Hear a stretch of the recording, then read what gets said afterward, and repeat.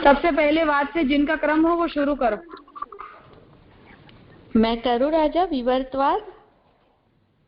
नहीं, फर्स्ट સૌથી પહેલું જે છે ને ત્યાંથી જ કરો। પ્રમેયરત્ન સંગ્રહમાં જે રીતે સ્ટેપ બાય સ્ટેપ આવે છે ને વિષય એ ક્રમમાં। अच्छा, भले भले, दंडवत प्रणाम।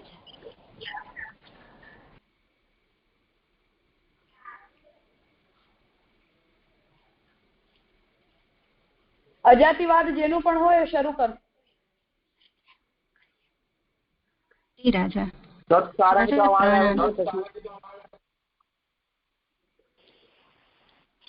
हाँ करो। हाँ राजा।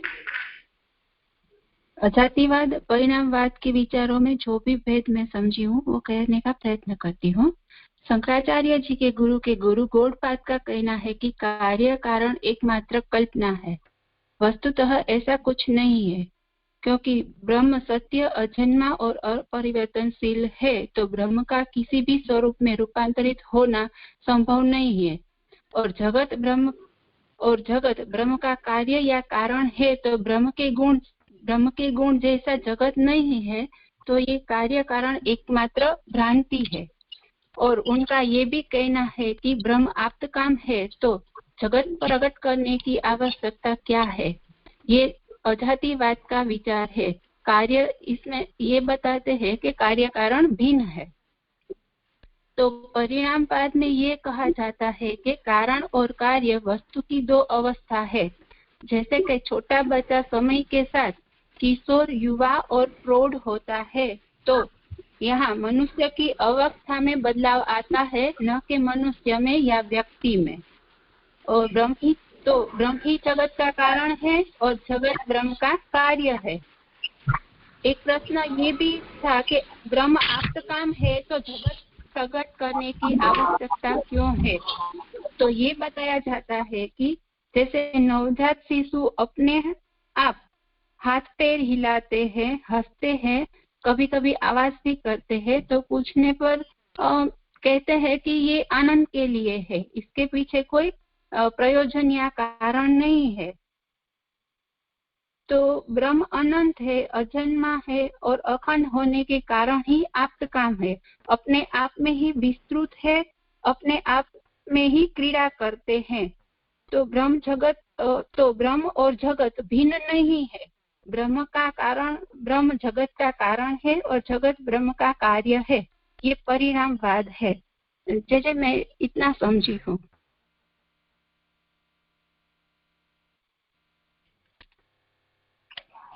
इन दोनों मतों को एक्सप्लेन करने के लिए मैंने नहीं कहा था जी। मैंने ये कहा था कि अजातिवाद देने के पीछे जो रीजनिंग है वो, आप अपना फोन म्यूट रखो जब तक मैं बोल रही हूँ तब तक।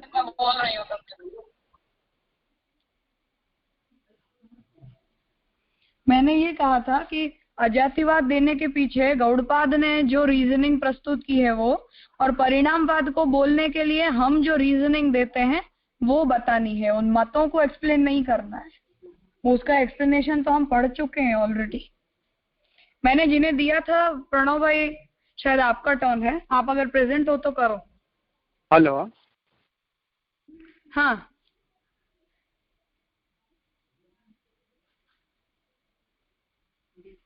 हाँ સંભળાય છે। હા મને સંભળાય છે।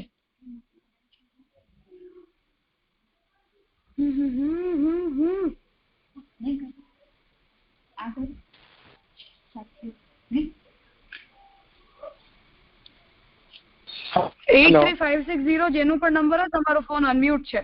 હા રાજા, આપે જે ગ્રુપમાં કહેલું એની પ્રમાણે મારે અજાતિવાદ ને પરિણામવાદનો ડિફરન્શિએશન છે। હા ખબર છે, આપણે સ્ટાર્ટ કરી દીધું વચ્ચેથી, કોઈ વાંધો નહીં, તમે કરો।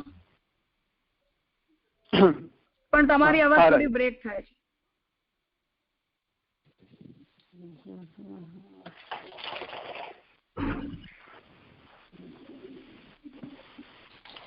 હા તો સંભળાય છે? હા સંભળાય છે। तो मैं डिफरेंशिएशन हाँ हाँ अजातिवाद में परिणामवाद को कंपैरेटिवली स्टडी करते हुए दोनों के मत किसने प्रस्तुत किए हैं और दोनों ही मत में क्या विशेषता है और किस तरह से अलग है, उस बात को समराइज मैंने एक चार्ट के फॉर्म में किया है जो ग्रुप में मैंने शेयर किया है।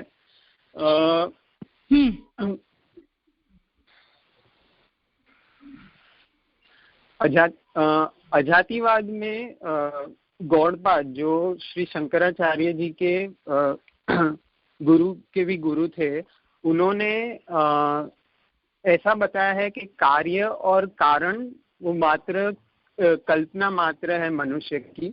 मूलतः जगत में उत्पत्ति का ना तो और ना ही कोई कारण है, और वो कार्य कारण भाव को या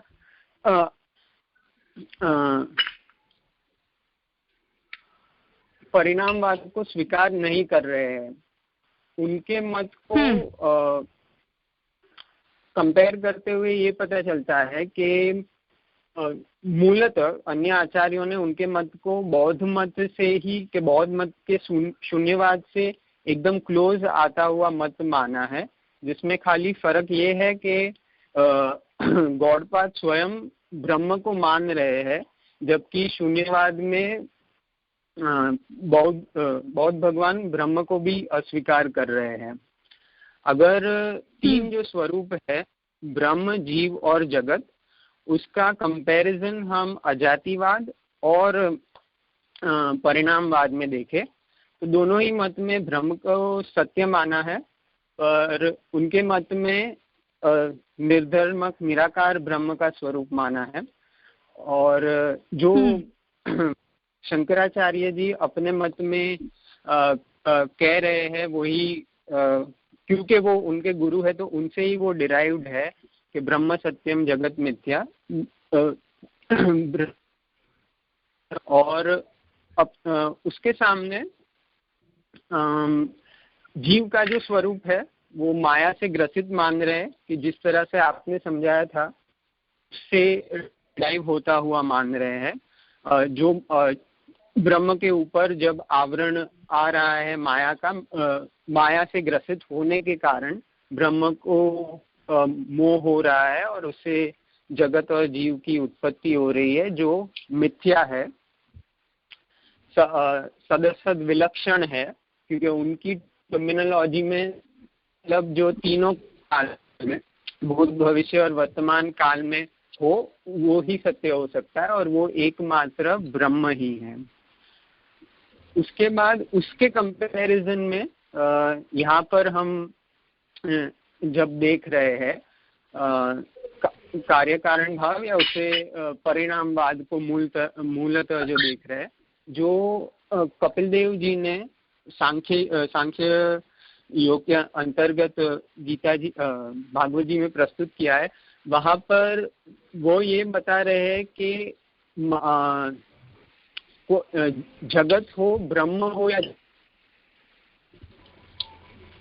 में अवस्था भेद, जहाँ पर ब्रह्म ही स्वयं जगत के रूप में परिणित हो रहा है या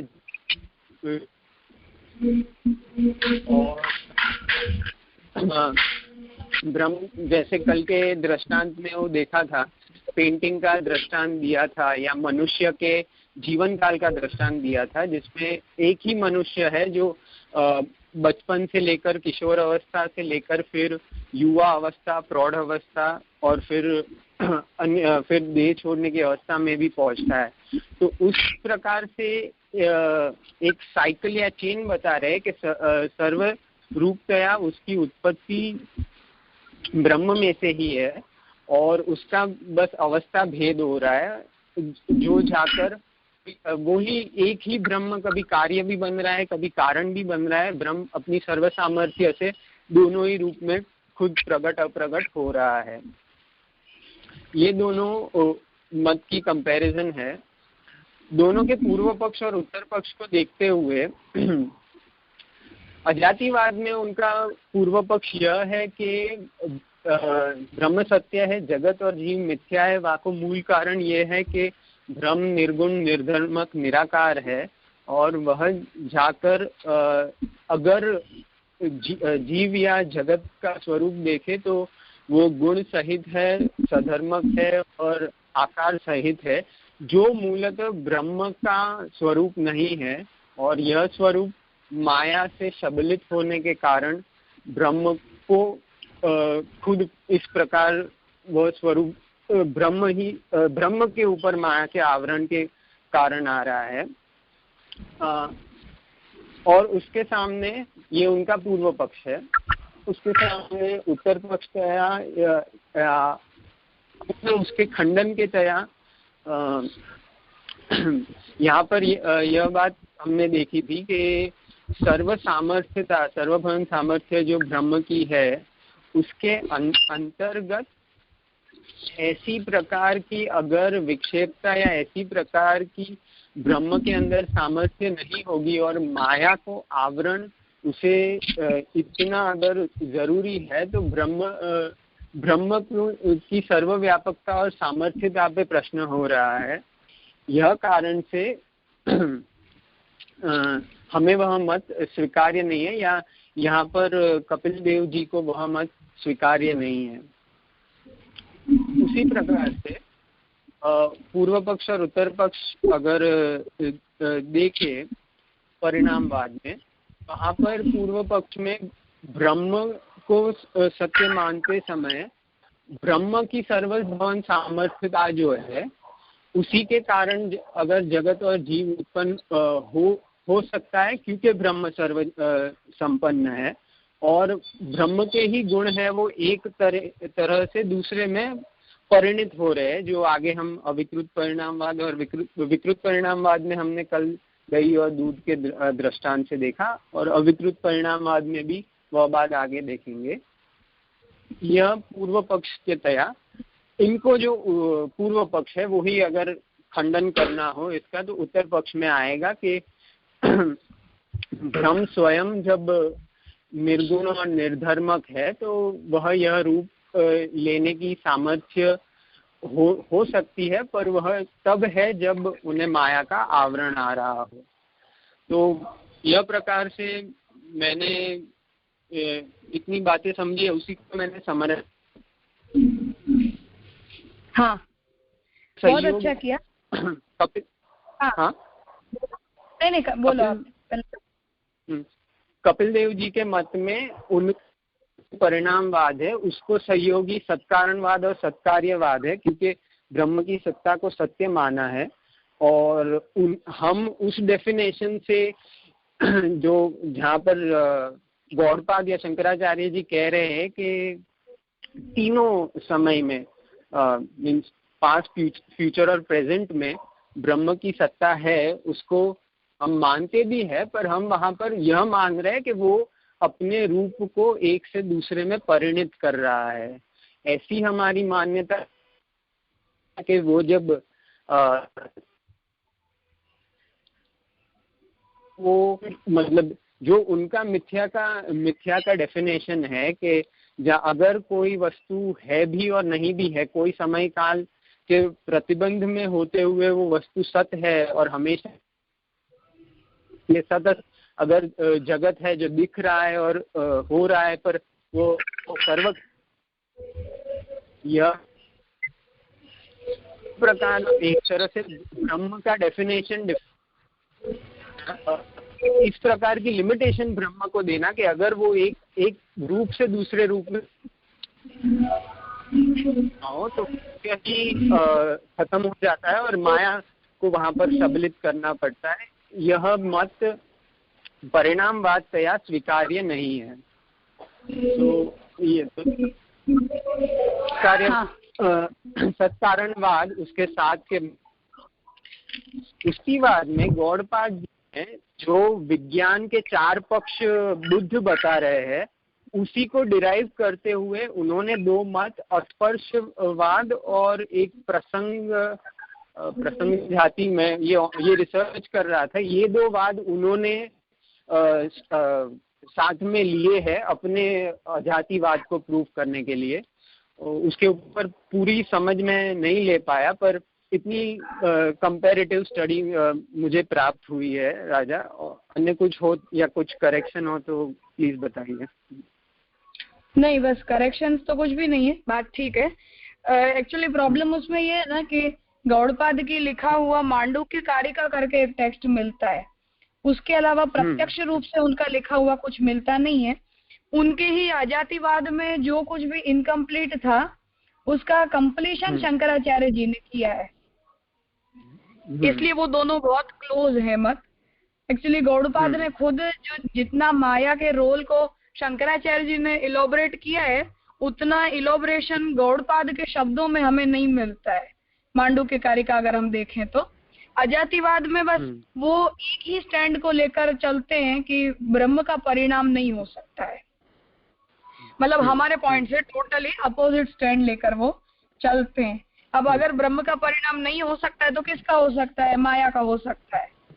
इससे आगे कुछ उन्होंने बात बताई नहीं है। ये माया के रोल का पूरा की पूरा जो इलेबरेशन है वो शंकराचार्य जी ने किया है। ठीक है, वो परंपरा एक है इसलिए रिलेटेड तो होंगे ही दोनों, बट हाँ वो बात सही है कि बुद्ध के बहुत क्लोज हैं।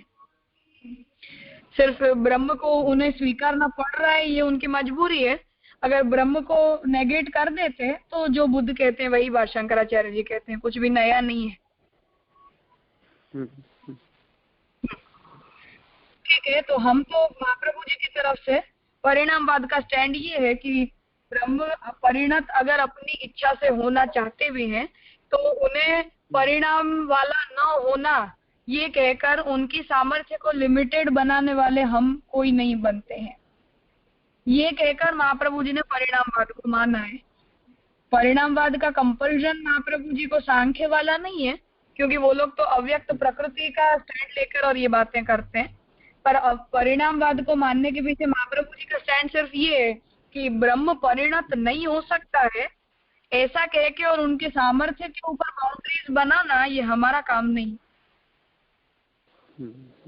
और ब्रह्म के कॉम्पिटिशन में किसी माया नाम के कोई तत्व को लेकर आना, जिसे ब्रह्म की शक्ति न कहकर एक इंडिपेंडेंट तत्व कहना, ये भी ब्रह्मवाद के अंदर स्वीकृत नहीं है, ये कहकर और महाप्रभु जी ने परिणामवाद का स्टैंड लिया है। बहुत अच्छा किया। बाकी मांडुक्य कारिका चाहते हो तो पढ़ सकते हो, अजातिवाद का इलस्ट्रेशन वहां से मिल जाएगा गौड़पाद के शब्दों। जी राजा।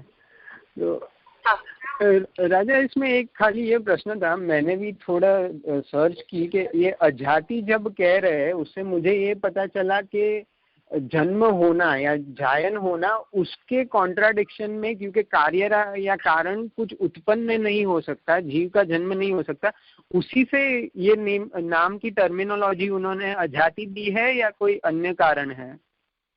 नहीं, यही सेंस है।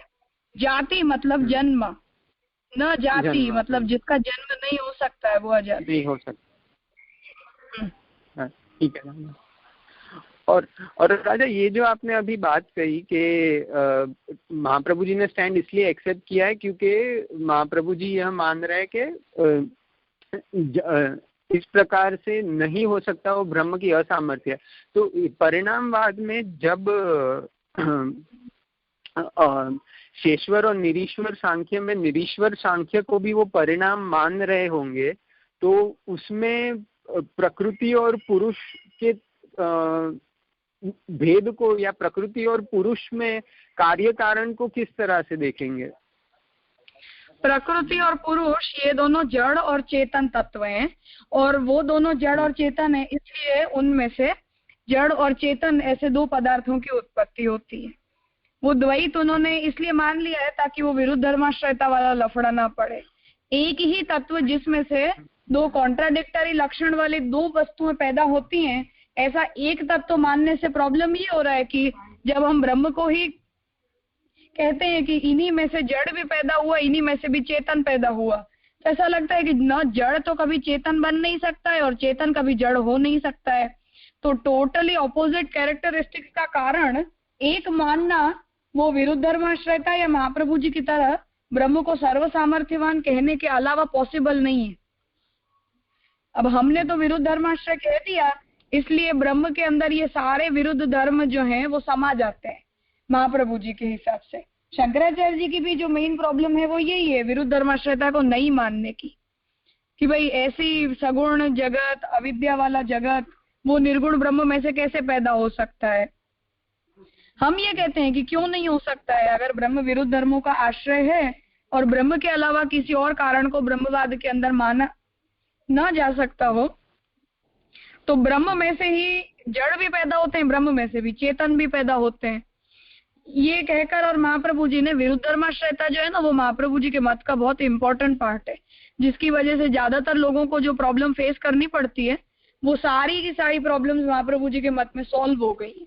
और दूसरे लोग जो विरुद्ध धर्माश्रयता को नहीं मान पाए हैं, उनको ये सब प्रॉब्लम फेस करनी पड़ती है कि ऐसे ईश्वर में से जड़ पदार्थों की उत्पत्ति कैसे बताएं, या जानवरों की उत्पत्ति ब्रह्म में से हुई है ऐसा कैसे बताएं। वो कंपैरिजन जब करने जाते हैं हम उत्पन्न पदार्थों में और ब्रह्म में, तो फिर वो रिलेट नहीं कर पाते हैं विरुद्ध धर्माश्रयता नहीं मानने के कारण।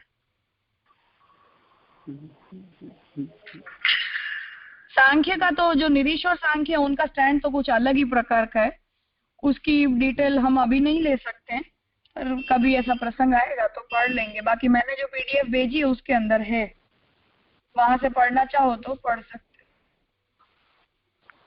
ठीक है। हाँ, आपने इतनी अच्छी तरह से समझा है, तब जाके ये चार्ट और आज का ये बोल पाना शक्य बना, वरना नहीं होता था। नहीं, वो तो आप लोग भी ठीक से बोल रहे हो तो मुझे भी पता चल रहा है किसको कितना समझ आ रहा है। इंटरैक्टिव होना बहुत जरूरी है। मांडू की कार्य का एक बार देख लेना तो थोड़ा और स्पष्ट हो जाएगा। शायद ऑनलाइन अवेलेबल तो होगी ही, पीडीएफ ना हो तो उसकी पुस्तक है मेरे पास, चाहिए हो तो। ठीक है राजा, निश्चित। प्रणाम। ठीक।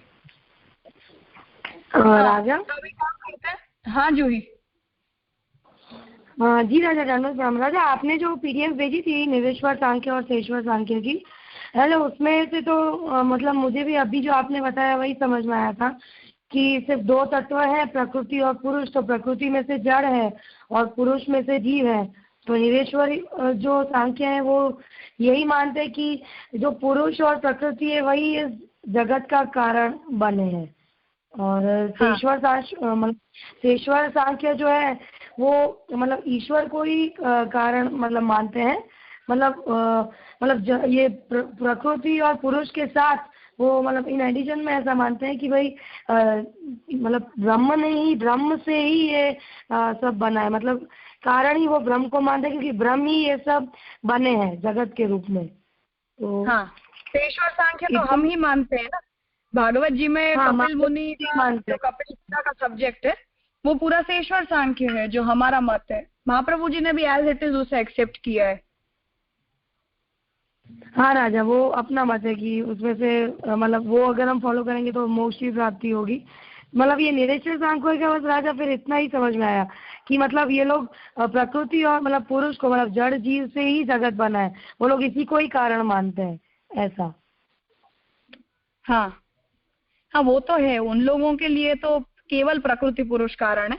हम एडिशन ये कर देते हैं कि प्रकृति पुरुष की उत्पत्ति ब्रह्म में से होती है, वो विरुद्ध धर्माश्रय है, इसलिए प्रकृति भी पैदा कर सकता है ब्रह्म और पुरुष भी पैदा कर सकता है। तो हमारी प्रॉब्लम तो सॉल्व हो जाती है वहीं से।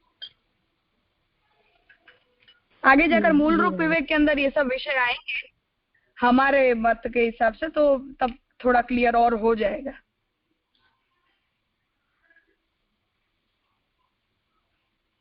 जी राजा।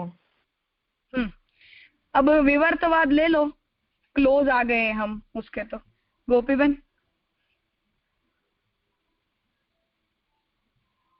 हाँ राजा, हेलो, धन्यवाद, प्रणाम राजा। हाँ करो।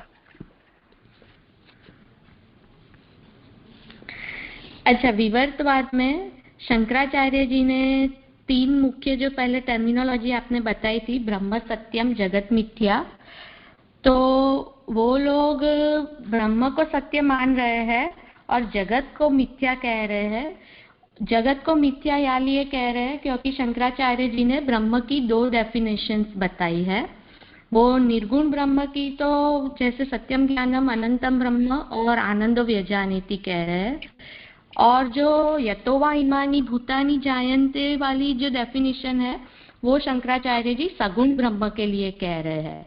और वो ऐसे कह रहे हैं कि यदि ब्रह्म निर्गुण, निराकार, निर्धर्मक, सर्वभवन सामर्थ्य है तो ऐसे ब्रह्म में से अपन जीव है जैसे कि अज्ञान है या अल्प सामर्थ्य वाले है, सगुण है, साकार है, तो वो कैसे ब्रह्म में ब्रह्मवाक को उपादान कारण कैसे बन सकते हैं?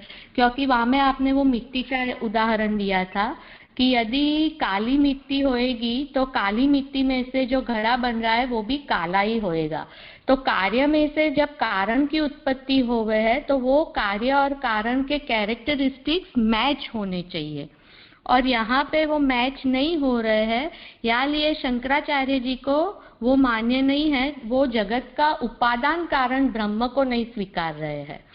और श्री महाप्रभु जी कह रहे हैं कि यदि ब्रह्म सर्वभवन समर्थ है, ब्रह्म में यदि ये सारे गुण धर्म होने की सामर्थ्य है तो माया का कंपल्शन क्यों लाना पड़ता है जगत की उत्पत्ति के लिए?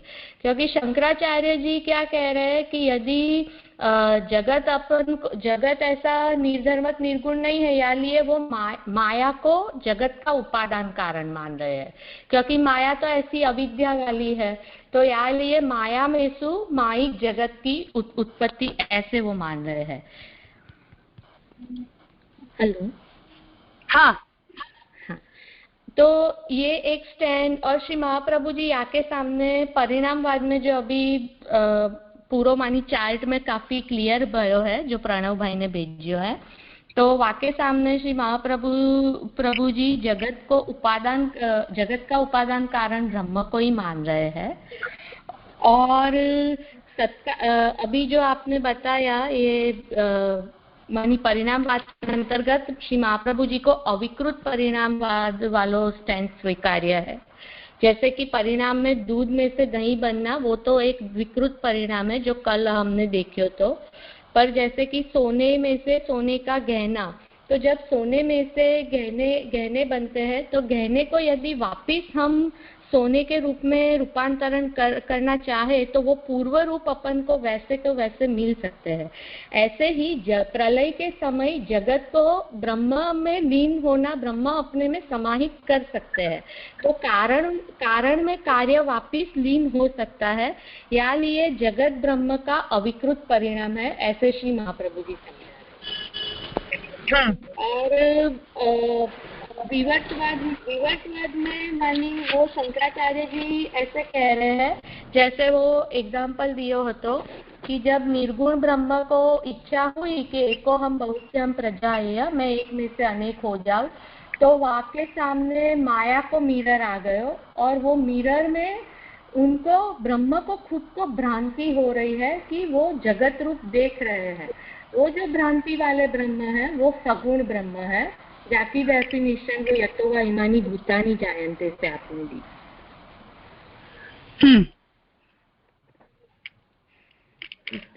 अब यहाँ शंकराचार्य जी का जगत को ब्रह्म सगुण ब्रह्म का विवर्त मानना और हमें जगत को ब्रह्म का परिणाम मानना, इन दोनों स्टैंड में कितना डिफरेंस है? अच्छा, जगत को वो विवर्त या लिए विवर्त मान रहे हैं, क्योंकि जैसे वो बिंब उन्होंने क्या कहा कि जगत सत भी नहीं है, क्योंकि सत वो होता है जिसका कभी नाश नहीं होता है, और प्रलय के समय जगत का नाश हो जाता है। असत्य या लिए नहीं मान रहे हैं, क्योंकि असत्य ऐसी चीज है जो जिसकी कभी प्रतीति ही नहीं हो, पर जगत के साथ हम इंटरेक्शन यूज वगैरह कर रहे हैं तो वो सद असद विलक्षण माइक है, ऐसे कह रहे हैं। या लिए उनको जगत को विवर्त बताना पड़ रहा है कि वो और माया वैसे वो ब्रह्मवाद को मानी वेद से उनको स्टैंड लेना है, या लिए वो माया को ब्रह्म से अलग नहीं बताकर ऐसे कह रहे हैं कि माया अनादि है, परंतु माया का भी अंत में तो नाश हो ही जाता है और वो वापस ब्रह्म में लीन हो जावे है। तो कारण पहले जगत की उत्पत्ति से पहले वो लोग को केवलाद्वैत हो रहे हैं और लय के बाद केवलाद्वैत मेंटेन हो रहा है, ऐसे हो रहा है। और यहाँ के सामने श्री महाप्रभु जी ऐसे कह रहे हैं कि ब्रह्म जो है वो ब्रह्म ही एकमेव अद्वितीयम, ब्रह्म ने जब इच्छा की एको हम बहुश्याम प्रजाएय, तो वो ही खुद जगत रूप बने हैं। और जगत रूप बनने के बाद ऐसा नहीं है कि वो ब्रह्म की क्वालिटीज में कुछ सब्ट्रैक्शन हो रहा है, जो आपने पहले भी बताई थी कि वो पूर्णमद पूर्णमिदम, मानी कोई भी इंफिनिटी से जब कोई फाइनाइट या लिमिटेड चीज की उत्पत्ति होवे तो इंफिनिटी तो वैसे का वैसा ही रहता है। हाँ, तो बस मुख्य पॉइंट इतना है कि हाँ बोलो। सॉरी और शंकराचार्य जी जैसे आपने बताया था कि ये स्टैंड को प्रूव करने के लिए उन्होंने लक्षणा को यूज किया है, मानी कोई श्रुति को इंपोर्ट दूसरी श्रुति में करके वो ऐसे लक्षणा से अर्थ कर रहे हैं, जबकि श्री महाप्रभु जी वेद का इंटरप्रिटेशन अभिधा शक्ति से कर रहे हैं, मीनिंग एज इट इज, जो गंगायाम गोचर वालों आपने एग्जाम्पल देके समझाया हो, तो ऐसे हाँ। इतना मैं समझी हूँ राजा। हाँ, मतलब विवर्तवाद को लाने के पीछे शंकराचार्य जी का बस मुख्य स्टैंड ये है कि जो अजातिवाद की समस्या थी कि ब्रह्म में से कुछ पैदा हो, ऐसा हम नहीं कहेंगे, ये जिद है। महाप्रभु जी ये कहते हैं कि जब हम ब्रह्म को सर्व सामर्थ्यवान और अन्यथा कर्तुम सामर्थ्यवान कहते हैं, तो ब्रह्म में से कुछ ये प्रॉब्लम क्या है, ये हमारा स्टैंड है।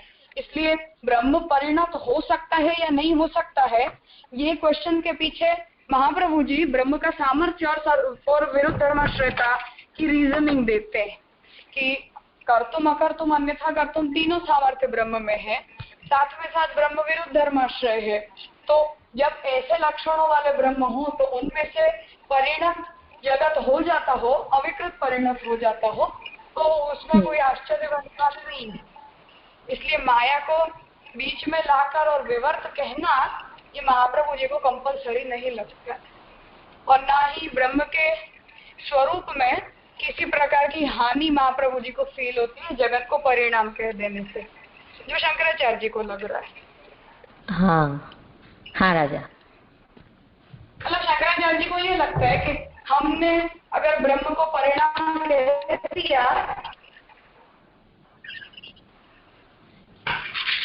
या हम ये कह देंगे कि मेरा कारण ब्रह्म है या जगत के पदार्थों का कारण ब्रह्म है, तो हम ऐसा कहते हैं तो ये तो भगवान का अपमान हो गया। महाप्रभु जी को उसमें ऐसी कोई आपत्ति नहीं लगती, क्योंकि लीला सृष्टि है, अपनी इच्छा से भगवान इन नाम रूप कर्मों को धारण करते हैं। तो ड्रामा के अंदर तो ड्रामा आर्टिस्ट जो चाहे वो कर सकते हैं। अगर वो विलन का रोल प्ले कर रहा है तो ऐसा रोल प्ले करने से भी वो सचमुच बुरे एट्रीब्यूट्स वाला हो गया, ये कहना कंपलसरी नहीं है। तो लीला दृष्टि की वजह से महाप्रभु जी को ये बात बहुत सिंपल लगती है। अच्छा, हाँ राजा। और वो शंकराचार्य जी को बुद्ध वाला कि सब कुछ दुख है और सब कुछ अविद्या है, हर चीज नाशवंत है, तो वो नेगेटिव दृष्टि की वजह से उन्हें हर चीज के अंदर दोष दिखाई देता है। महाप्रभु जी को लीला दृष्टि की वजह से वो रिलेशेबल लगता है। ये पर्सपेक्टिव का मेजर डिफरेंस है दोनों के बीच।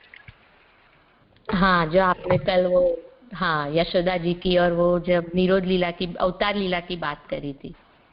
हाँ, तो वो शंकराचार्य जी को अवतार होता है भगवान का, तो जैसे मुसलमानों को आपत्तिजनक लगता है या क्रिश्चियंस को आपत्तिजनक लगता है, उनके वहां भी अवतार नहीं है भगवान का, वो अजाति वाला ही कंसेप्ट है उनके पास भी। महाप्रभु जी को ये प्रॉब्लमेटिक नहीं लगता है, लीला है, प्रभु ने जो सृष्टि उत्पन्न की उसमें भगवान अगर प्रकट हो भी गए, लीला को देखने के लिए पधारे भी, तो उसमें इतना मेजर क्या प्रॉब्लम है। ये महाप्रभु जी का स्टैंड है। हाँ राजा।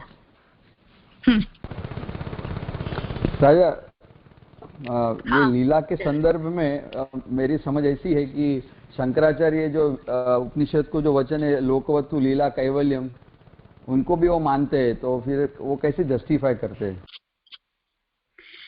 उनका क्या है ना शंकराचार्य जी का कि वो लीला के अंदर भी माया कंपलसरी है।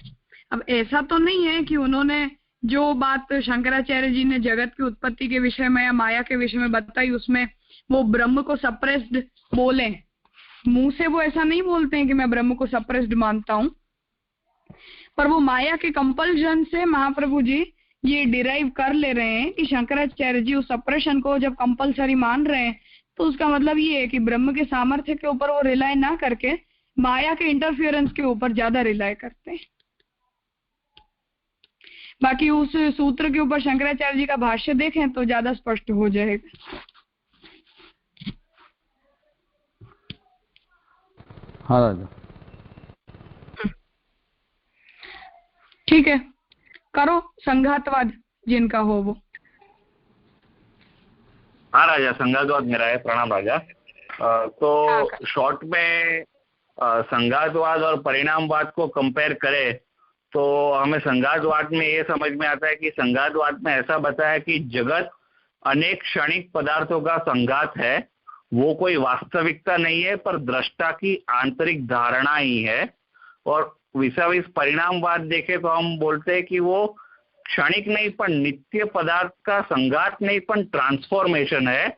मतलब आपने जैसे बताया अविकृत परिणत होता है नित्य पदार्थ, और अपने सामर्थ्य के कारण गुणों का आविर्भाव तिरोभाव से वो नित्य पदार्थ जड़ और जीव के स्वरूप में परिणत होता है। तो ये मेजर डेफिनेशन का डिफरेंस है।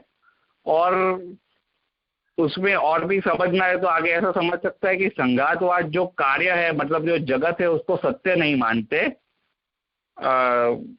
परिणामवाद में उसे सत्य माना है।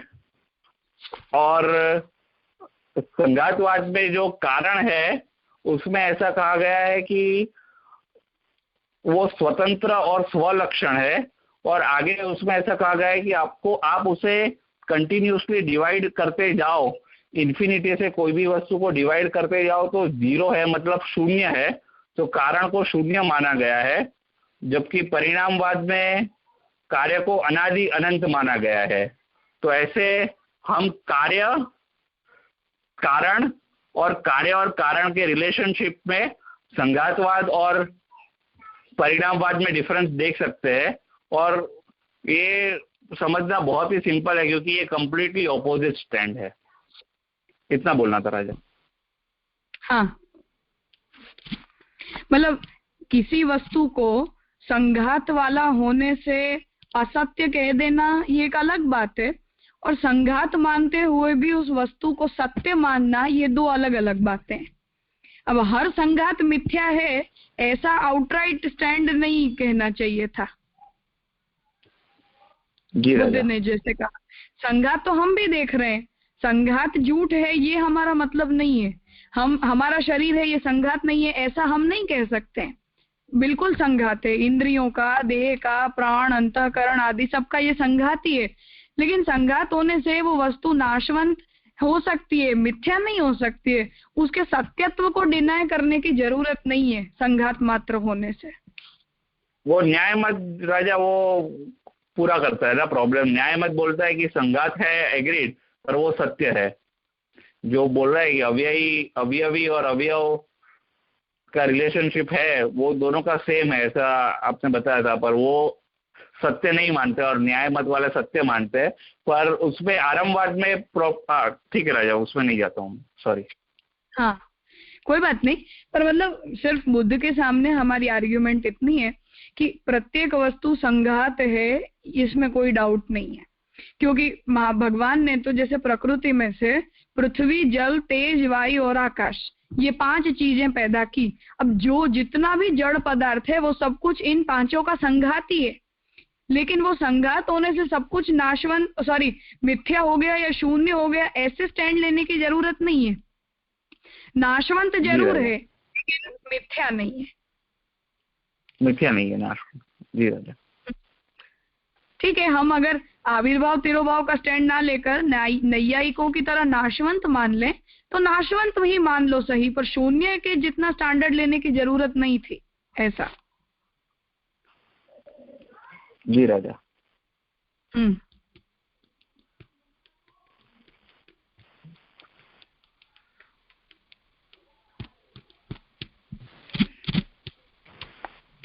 हाँ, करो आगे। प्रतीत्य समुत्पादवाद।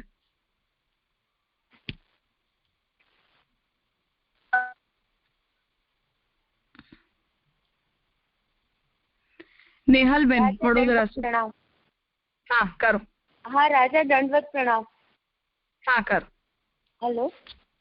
हाँ संभળાય છે। રાજા સંભળાય છે ને? हाँ संभળાય। हाँ राजा करो।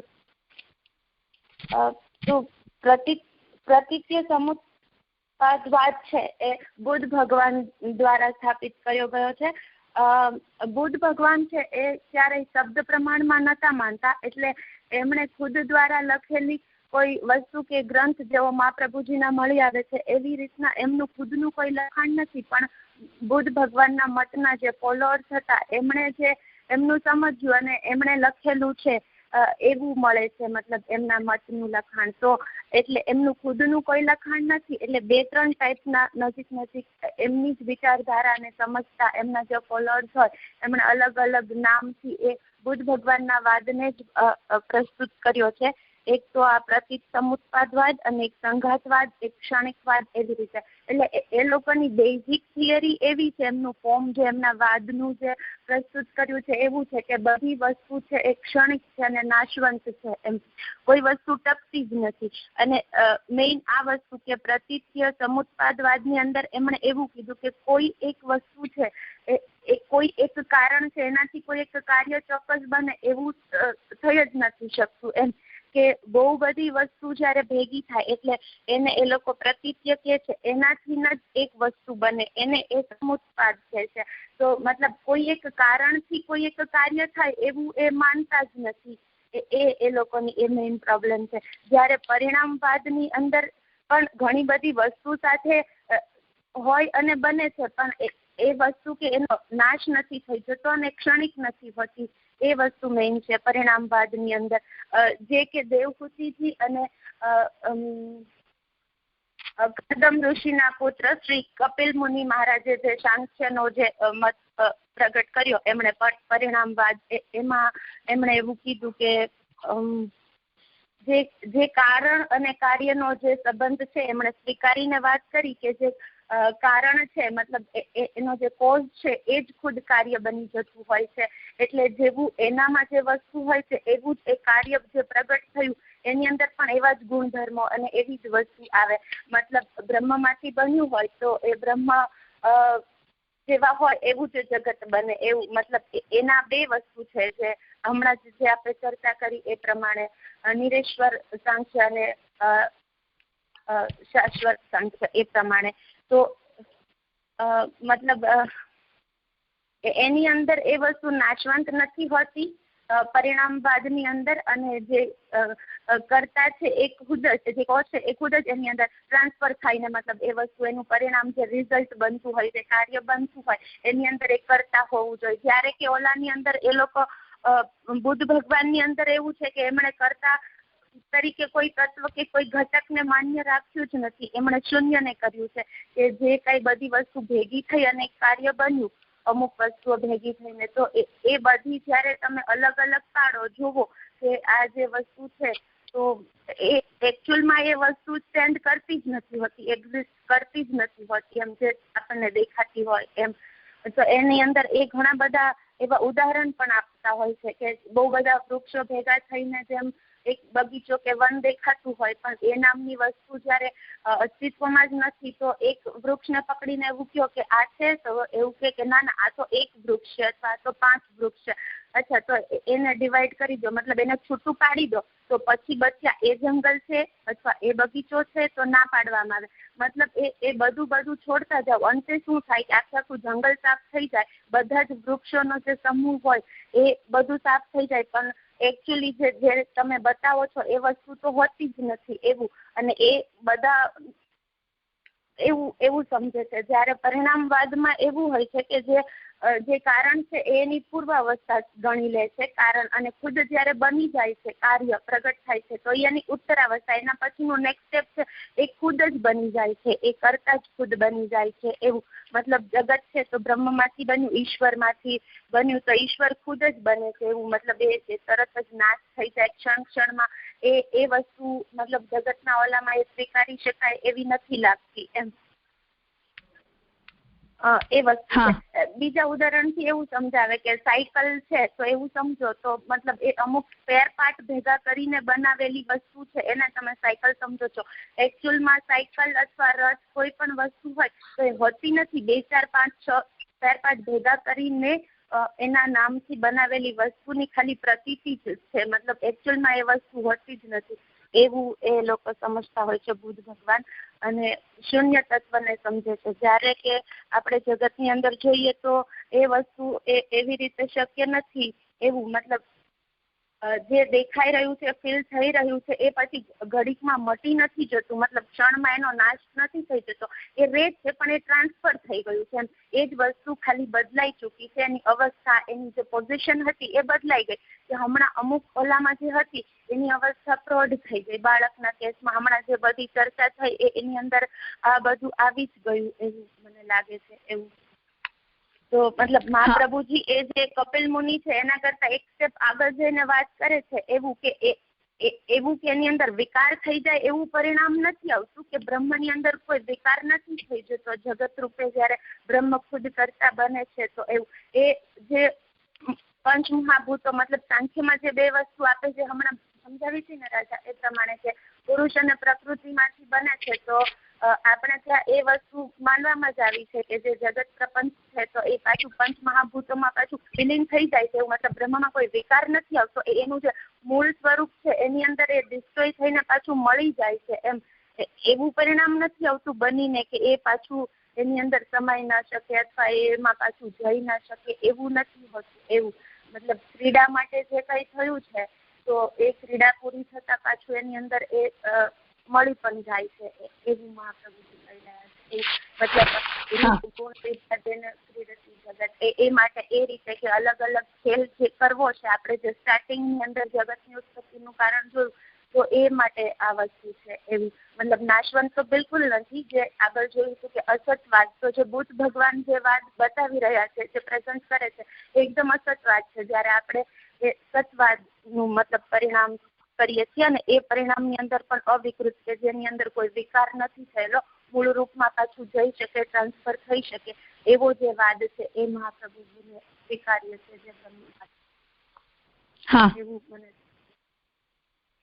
એટલે પ્રતીત્ય સમુત્પાદવાદની પ્રોબ્લેમ એ છે કે બુદ્ધે કહે છે કે તમે પોતાની बुद्धिમાં તમને જે विषयों જોઈએ છે, सॉरी तुम्हें अपनी बुद्धि में जो विषयों के भोग करने की इच्छा आकांक्षा है उन विषयों को हम हमारे विज्ञान में ही उत्पन्न कर लेते हैं.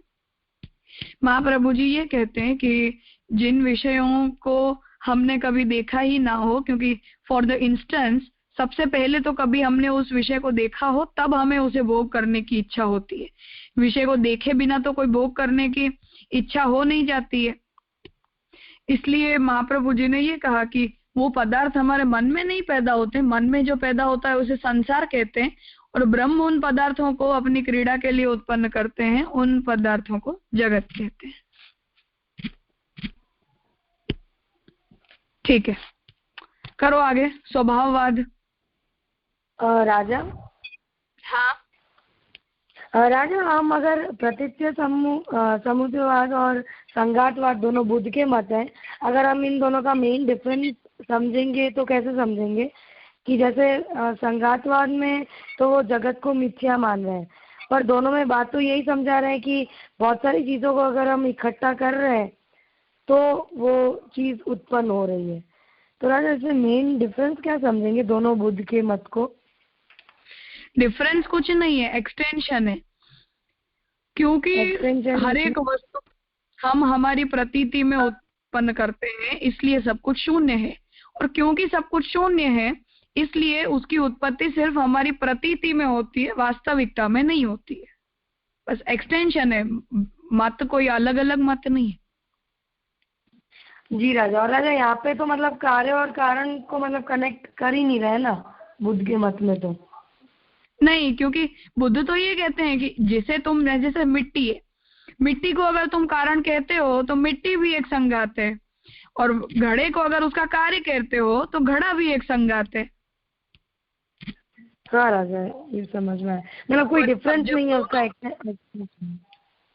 हाँ, अब जब दोनों ही संघात हो, क्षणिक हो, नाशवंत हो, तो फिर कार्य कारण का रिलेशन बनाना भी यूजलेस है उन दोनों के बीच ऐसे। हाँ जी राजा। क्योंकि जो पदार्थ को तुम क्षणिक कह देते हो, उस क्षणिक पदार्थ का फिर कार्य कारण रिलेशन सोचना तो बेकार है ना, सेंसिबल थॉट ही नहीं है ये ऐसा। हाँ राजा। राजा बस वो ऐसे ही सोच रही थी कि डिफरेंस तो मतलब नहीं लग रहा है इनमें बीच, तो इसलिए पूछा है ऐसे। हाँ, वो डिफरेंस है भी नहीं है ना जी। एक्सटेंशन है, सिर्फ एक ही बात को एक्सटेंड करके और उन्होंने दो अलग अलग बातें समझाई, इंटर रिलेटिव कंसेप्ट। जी राजा।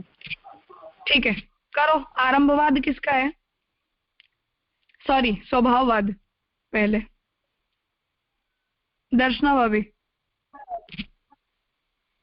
हाँ प्रणाम राजा। हाँ, स्वभाववाद की कंपैरिजन परिणामवाद से। यहाँ स्वभाववाद में देखा जाए तो एक नेचर है जो उत्पन्न होना, विद्यमान रहना और अंत में नाश होना।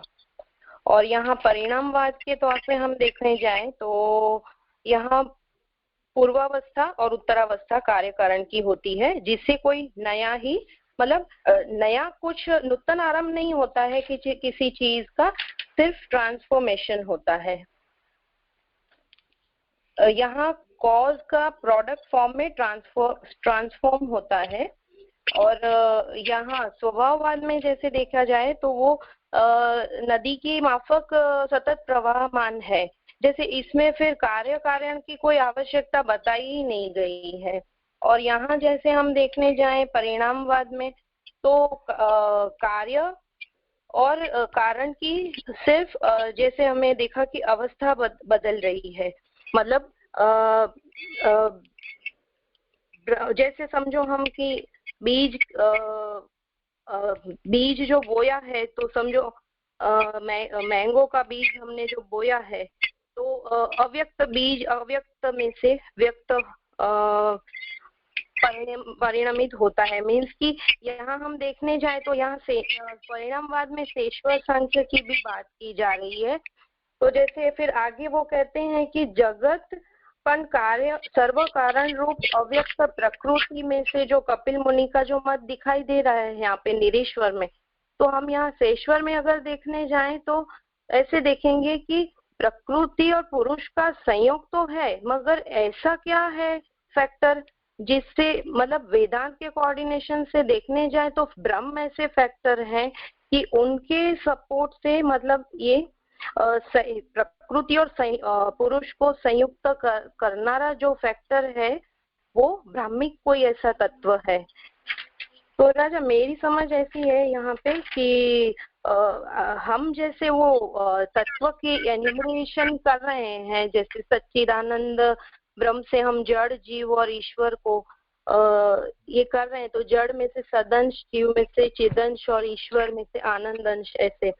तो ये फिर ऐसा कौन सा यूनिट है? तो हमारा जो सच्चिदानंद जो पूर्ण परमेश्वर परमात्मा जो है परब्रह्म पुरुषोत्तम, ऐसे मैंने देखा है। अभी ये निरीश्वर सांख्य में हम देखने जाए, स्वभाववाद में देखने जाए तो ये तो स्वाभाविक क्रिया है जो यहाँ है ना, कर्ता की भी कोई अपेक्षा ही नहीं है। स्वभाववाद में देखने जाए तो वस्तुतः एक जगत का निर्माण होते रहता है, उत्पत्ति स्थिति और लय होते रहता है।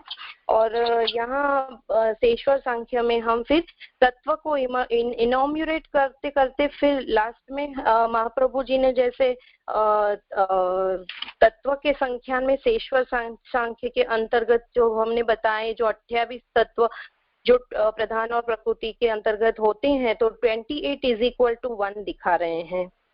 और यहाँ तो जैसे क्रिया बता रही है स्वभाववाद में, जो उत्पत्ति स्थिति और लय, मतलब वो सर्कुलर चल रहा है, तो यहाँ कोई ऐसे कंसिडरेशन नहीं है। मगर यहाँ सेश्वर सांख्य के अंतर्गत महाप्रभु जी ने ऐसे बताया है। और आगे जाके फिर हम विकृत परिणाम में देख रहे हैं, तो जैसे विकार उत्पन्न, मतलब प्रकृति और पुरुष के अंतर्गत कपिल मुनि का जो इसमें बताया गया है मत, तो उसमें फिर प्रकृति और पुरुष से लेके जो आगे जगत का हो रहा है वो बताया गया है।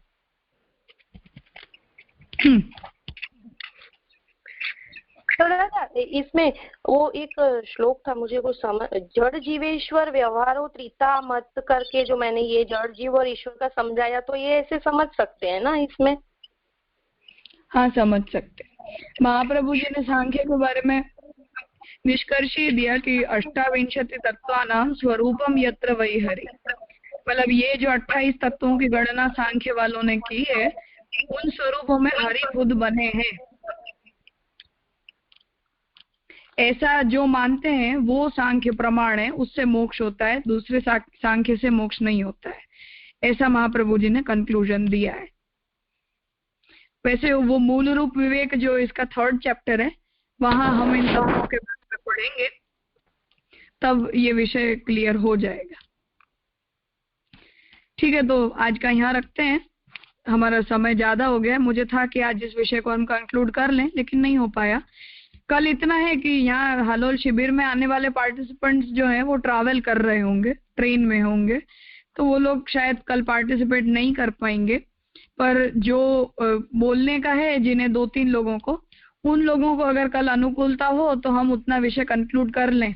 ट्रैवल कर रहे हों वो लोग रिकॉर्डिंग सुन लें, हम नया विषय नहीं चलाएंगे। तो अगर शेफाली और जिनका अभी बाकी है टर्न, उन लोगों को अगर कल कंफर्टेबल हो तो कल हम कंक्लूड कर लेते हैं, नया विषय भले नहीं शुरू करेंगे, क्योंकि अगर आज हम बंद कर दें ना तो नेक्स्ट मंडे तक 4-5 दिन का ब्रेक हो जाएगा सब्जेक्ट को। तो शेफाली, जूही, आप लोगों का जिनका क्रम बाकी है, उन लोगों को अगर कल अनुकूलता आती हो तो कल कंक्लूड कर लें, हम नया विषय शुरू नहीं करेंगे।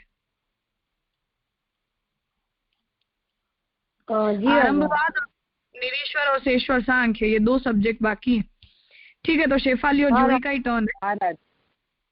ठीक है, तो हम कल कर लेते हैं। ठीक है, हाँ। जो लोग ट्रेन में हो, ट्रेवल करते हो, वो आप लोग रिकॉर्डिंग सुन लेना। नया विषय हम शुरू नहीं करेंगे, इन दोनों का करके और कल बंद कर देंगे, फिर सोमवार से आगे का विषय कंटिन्यू करेंगे। शिविर के दिनों में रात के अध्ययन का क्रम नहीं रहेगा। हाँ राजा जी, राजा ठीक है जी, धन्यवाद, प्रणाम राजा।